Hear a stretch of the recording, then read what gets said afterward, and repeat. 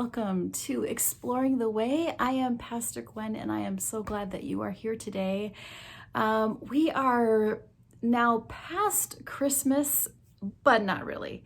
There are 12 days of Christmas in the Christian calendar, and so sometimes people think that 12 days of Christmas means Christmas, the 25th of December, is the last day and you count back from there, but actually Christmas is the first day and you count from there.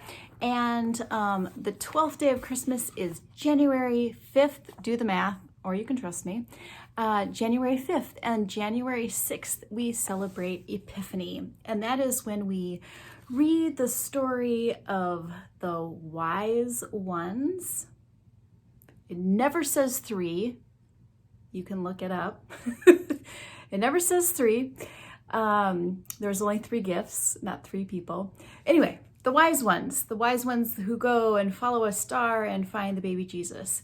That is recorded in Matthew chapter 2, verses 1 through 12. I'm not going to say all that. It's kind of a familiar story, except, as I've mentioned before, when you read these familiar stories and you really pay attention, you can find new things. So I invite you to read that if you would like, now or later, and see if you find anything new. I am taking off my reflections from that text, from the journey of the Magi, or the wise ones to go find Jesus. And they were crazy, right? The Magi. So a peculiar star appears in the sky, and they decide to follow it, just like that. They have no idea where they're going. There's no maps. They have no hotel reservations. They didn't know how long they would be gone, and they didn't even know what they would find. It was just a curious star. They thought, let's see what's at the end of that or underneath that. Who does that kind of thing? I imagine that there were days when they got tired and discouraged, the grumpy days when they doubted this whole expedition and argued about which direction they should be going, days when they thought they were almost there, and then days when that darn star seemed so far away. These astrologers were willing to embark on a long and arduous journey just to, in the end, see a toddler with promise. That's right, Jesus was a toddler by this time because it took him a while to get there. They were willing to trust the guidance of a star, and they were willing to go into the great unknown. Apparently, the star was not nearly as specific as one would hope. It got them in the general area to Jerusalem, but then they had to stop and ask for directions. From there, some religious people, some scribes, pointed them toward Bethlehem. I used to think that the road of life was straight and predictable, that I could just get on a highway and cruise and get where I needed to go. I thought life decisions would be clear and easy, and my career path would be so smooth. Just get on there and go. What a surprise to discover that life is much more like the journey of the Magi, or the wise ones. There is no map. There is no one to tell you when to go, which way to go. There's no GPS to say, turn in 100 yards, and there's nothing to say when you will arrive or what you will find there. When I started to realize this through experience, it was deeply distressing.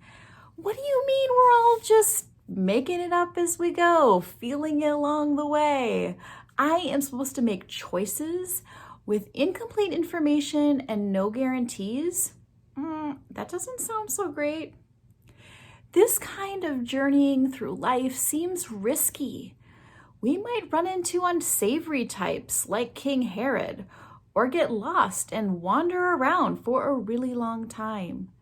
we might never get to where we want to go or where we think we should go. With time, I have found out that the highway doesn't necessarily go where I need it to go. So I have taken back roads, literal and figurative. I have traveled on a lot of gravel roads, and sometimes I even take low maintenance roads. I have been known to get out of my car and go by foot, perhaps following a narrow deer trail or bushwhacking through undergrowth. I have learned to explore, to be curious, to ask questions. To say that there is no map is not to say that there is no guidance. There are signposts and clues. There are intuition and opportunities. These things, these internal road marks, act like stars guiding me in the night.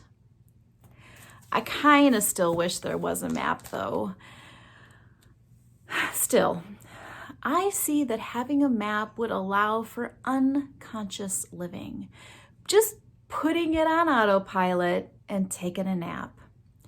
Instead, life demands that we pay attention, that we find our way through the darkness, that we learn to trust in something bigger than ourselves. This is the kind of life I want to live, a wholehearted, awake, faithful life. I am thankful for the story of the Magi this week in particular because I am about to embark on something new. I have accepted a position as a chaplain that allows me to continue as a pastor, but outside of the parish ministry setting, which is what I was looking for. I don't know where this will take me or what it will be like. I don't know if I'm going to be able to continue posting reflections here or not, though I'm hoping to post about once a month because I do enjoy this, talking to you all. I do know that this is the kind of position that I have been hoping for. I stood in amazement as things aligned in a supernatural way to make this job possible, not unlike seeing a guiding star in the sky. I know that I am excited and nervous, hopeful and afraid, strong and intelligent, and that I can ask for directions if I need to, which I probably will from time to time.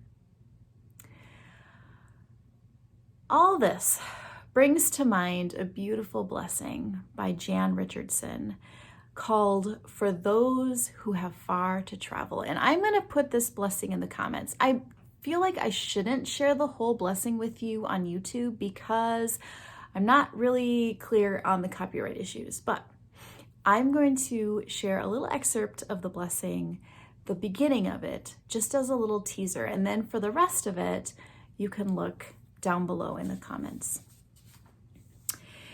If you could see the journey whole, you might never undertake it. You might never dare to take the first step that propels you to the place you have, from the place you have known, toward the place you know not. I am wondering if any of you are standing in the place where you know and thinking about taking the next step, the first step to the place you know not. Maybe you're on the brink of retirement, which is my mom right now, or maybe you are on the brink of another semester of having your kids at home with you trying to learn while you're trying to work, and there is no map for that kind of reality. What journey ahead is looking not entirely laid out, it's not going to really be on the highway per se. And you're going to have to learn some trust and walk with some faith. Or maybe you've already had an experience like that, in which case I'm wondering what allowed you to take the first step toward the place you know not? What in you or outside of you allows you to go on these journeys that are risky? Who or what in your life has guided you or currently is guiding you? What acts like a star for you? Maybe it's a mentor or a loved one. Maybe it's your intuition. And what has it been like, or what might it be like for you to walk by faith, to be guided by a star into the great unknown? So those are some little questions to probe your reflections this week. Again, look up this poem, This Blessing by Jan Richardson. It is so good. And I keep returning to it again and again because seems like always going on these journeys into the unknown, as we all are. We don't know what the future holds. So as I mentioned, I don't know when I'm going to be talking to you next, but I sure look forward to it whenever that happens. In the meantime, thank you for joining me here for this Epiphany reflection. Make sure if you are interested in receiving emails, because I'm not going to be posting necessarily every week. So if you want an email when I post to alert you to a new reflection, I'm going to put a link below for that as well. Oh my goodness. If I don't post these links, somebody please nudge me because I haven't been very good about that. I'm learning. Anyway, thank you for joining me. Subscribe to this channel. Get those email alerts if that is interesting to you. And wherever you are and however you are journeying today, blessings as you explore the way of love and peace and risk in this beautiful world. From me, in my home, to you and yours, namaste.